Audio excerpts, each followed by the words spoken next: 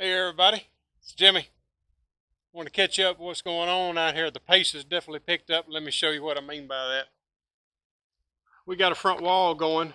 I decided to use zip system. If you're not familiar with it, it's 7/16 OSB sheathing, but I don't have to put on house wrap. Zip is a product that uses the special green coating you see here. It takes the place of a house wrap. So no tie back that you see driving down the road or anything for new construction.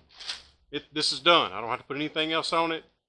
I put Zip liquid caulking on every screw head that I put this thing up with. And the tape is acrylic tape. It's got a chemical bond. Once you put it on there and roll it with this little roller, it is good to go. All my cracks covered with the tape.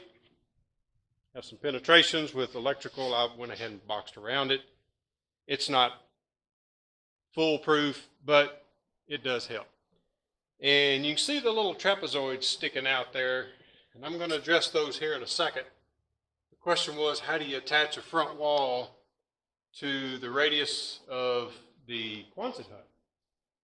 The next big thing that we did today was these big PGT 8x8 foot sliders.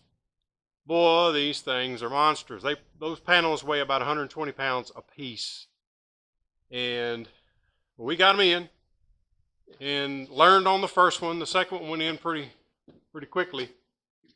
And they still need to be all caulked in and foamed in and everything. But they're in steady, holding steady, and we're proud of them.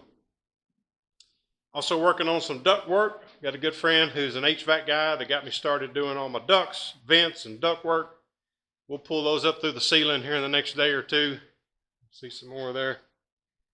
I got, well, all the water lines for the PEX. I might have shown you that already, but we're ready to go for plumbing inspection except for the toilet. But what I had to do is put the shower pan in, and with the drain, now it's got to be plugged, put a couple of inches of water in it to prove that it will hold water, and we'll pass the rough-in plumbing inspection.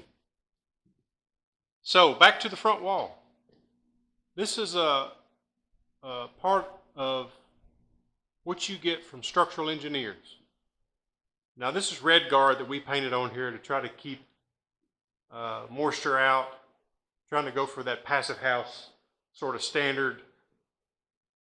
If you know what passive house is, if you don't, look it up. It's pretty cool. It's just to be as efficient as you can when you're building your structure.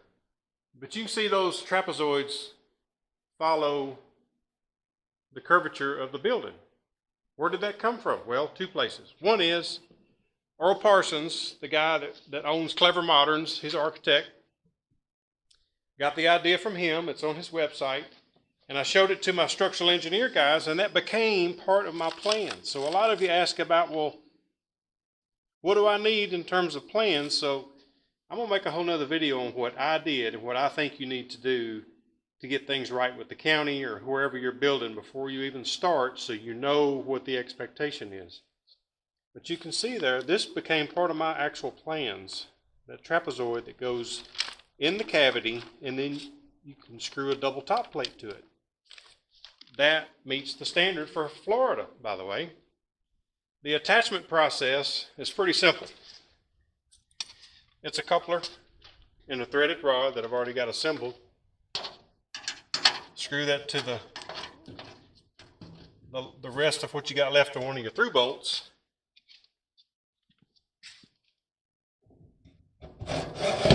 Cut your hole, pop that trapezoid in there, come back with a nut, a big washer and a nut, cinch it down.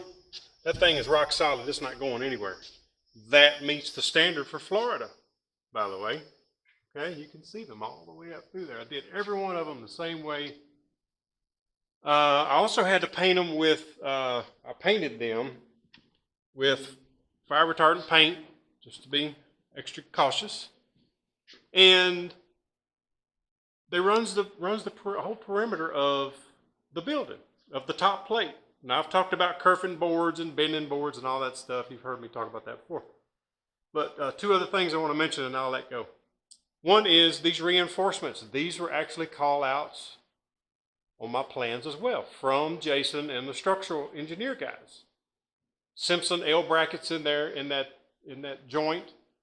Again, support, structure, it matters. The other is continuous framing. Somebody mentioned that along the way. Absolutely. Got to have it, especially if you're talking about wind loads, hurricane rated winds, tornadoes, you name it. Again, the structure guys are going to tell you what it will stand. Now look here. These are 2x6 boards. 1, 2, 3, 4, 5, 6, 7 boards. 7 2x6s just for that vertical support right there. I think this one's got 5, 7, 7, and 5. Plus all the other, these are on 16-foot center, 16-inch centers, pardon me. And I'm very confident this wall will never cave in or do anything. It's rock solid and will be here for a long time to come. And so we are moving with leaps and bounds. I want to keep you updated as much as I can. Stay tuned. Trying to get this thing wrapped up. So keep asking me questions. I get calls and emails, and I'll be glad to answer any question you got. I'll give you my honest opinion. Take it or leave it, my 2 cents. That's all it is, you know, but you're going to make your own decision. But I'm enjoying this. I'm enjoying engaging with people, and look forward to hearing from y'all soon. Stay tuned. See you.